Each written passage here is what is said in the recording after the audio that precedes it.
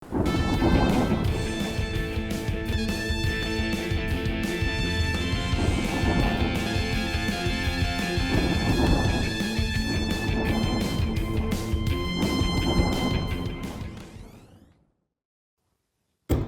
les jours aujourd'hui, tous les jours, on a des raisons d'être en colère. Mais là, maintenant, c'est une colère qui confine au désespoir.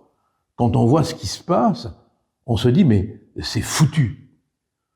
On vient d'apprendre que le proviseur du lycée Maurice Ravel, ce proviseur, vous l'avez tous en mémoire, qui a seulement appliqué la loi, une loi qui, je crois, maintenant est vieille de 20 ans et que personne n'arrive à faire appliquer, en demandant à une jeune fille qui portait le voile d'enlever, comme le veut la loi républicaine laïque, le voile. À partir de là, la jeune fille a prétendu que le proviseur avait été brutal, qu'une altercation s'en serait suivie, et il y a eu un déchaînement sur les réseaux sociaux mettant en cause le proviseur qui a même été menacé. La France insoumise a relayé, notamment à la personne d'une députée, la version de la lycéenne voilée. Sous l'effet des menaces. C'est déjà inimaginable, franchement, inconcevable, qu'un proviseur, voire qu'un enseignant, puisse être menacé parce qu'il fait respecter la loi, le règlement dans un lycée. Le proviseur, n'en tenant plus, et on le comprend, a fini par décider de quitter le lycée à cause des menaces de mort. Et il a déclaré se mettre en retraite anticipée. L'Éducation nationale a osé utiliser le terme de convenance personnelle.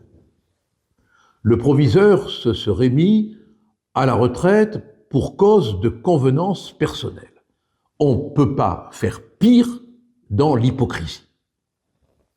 On a entendu la ministre de l'Éducation nationale, parce que la démission du proviseur, sa mise à la retraite équivaut à une démission, sous l'effet des menaces, c'est bien évident, a choqué, a ému, a bouleversé à juste titre. La ministre de l'Éducation nationale a pris la parole pour dire désormais le pas de vague, ça n'existe plus. Mais vous vous rendez compte que pour admettre que désormais le pas de vague, ça n'existe plus, cela signifie que depuis des années et des années, on a tout accepté, on a tout toléré pour ne pas faire de vague. Et on a donné par là le moyen, parce que la perception du fait que l'Éducation nationale avait peur de réagir, elle était évidente, on a donné le moyen à tous les partisans d'un islam radical d'agir par la propagande de l'action, par la propagande du geste, par la propagande de la provocation. Ce fameux pas de vague qui a été dénoncé par des proviseurs, par des enseignants, lesquels n'ont eu que des ennuis au demeurant, il est la cause, parce que c'est la traduction du mot lâcheté, il est la cause de l'état moral dans lequel se trouve aujourd'hui l'enseignement. Alors quand on entend la ministre qui dit désormais le pas de vague, ça n'existe plus, mais on a envie de lui dire, mais pourquoi tous les ministres qui vous ont précédé l'ont-ils toléré? Et pourquoi faut-il qu'il y ait eu des professeurs assassinés pour que seulement maintenant vous veniez le dire? Quel aveu d'échec, d'abandon, de renonciation.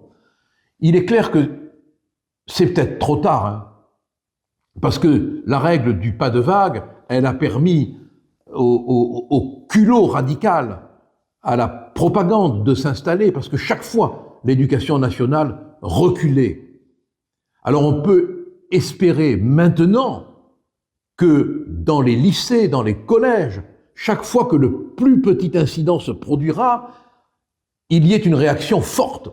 Le ministre, le Premier ministre, qui a reçu le proviseur, a annoncé qu'une plainte pour dénonciation calomnieuse serait déposée contre la lycéenne. Et je crois que 2 auteurs de menaces ont été interpellés. Mais il faut frapper fort. Il est clair que c'est une tentative délibérée d'installer l'entrisme d'un islamisme radical, ce qui est déjà le cas dans les lycées et collèges. Et les enseignants ont dû le subir. Certains l'ont toléré, d'autres l'ont subi. Il faut y mettre un terme, sinon bientôt il n'y aura plus d'État, mais j'ai peur qu'un jour il y ait hélas un autre État, et celui-là j'en veux pas.